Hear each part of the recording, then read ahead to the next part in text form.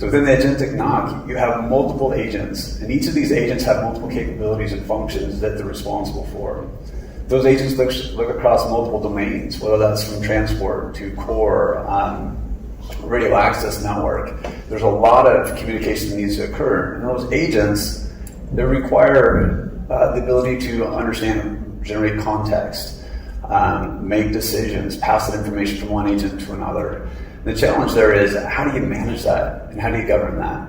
So if you think about what determines what that agent can access, what data can they access, what tools can they invoke, what actions can they take, and who's going to make that decision, and how do you make that decision? It's different and it's doing it at so much faster speeds than what the human was doing. And in order to do that, we propose that it needs to be built outside of the normal process. It cannot, your governance of that security cannot be based upon the processes that they were today around the workflow. It needs to be embedded, foundationally embedded within the architecture of your network and in your agentic framework.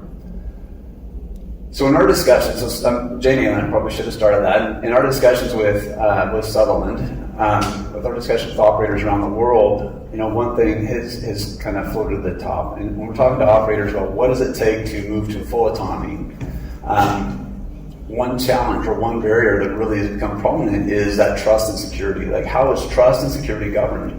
How do we know what the agent is going to put forward is actually what we want? How do we know that it has the right actions or the right authority to take those actions?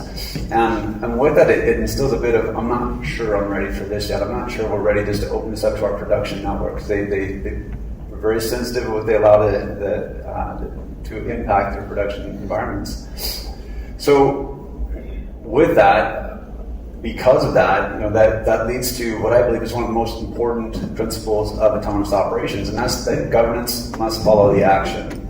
So governance can no longer be part of a separate process. Every agent needs to have, every action of every agent needs to have identity passed between one agent to the next. It needs to have context passed between one agent and the next. In addition to the context, it needs to have policy, authority. It needs to have past information, right? So that it can be completely auditable. It can be explainable, right? So how do you do that? That's a lot of information to pass. It needs to be done every time, right? So it's not just once and done. Every time that agent interacts with another agent, whether that's through agent-to-agent protocol or whether it's invoking a tool, then it needs to run a test or make a configuration change and leveraging MCP. And it still needs to pass on that context, needs to pass on that evidence.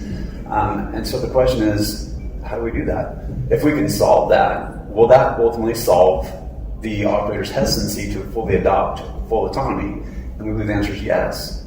Well, in order to do that, that needs to be foundationally embedded within the architecture of your agentic frameworks and your agentic fabrics.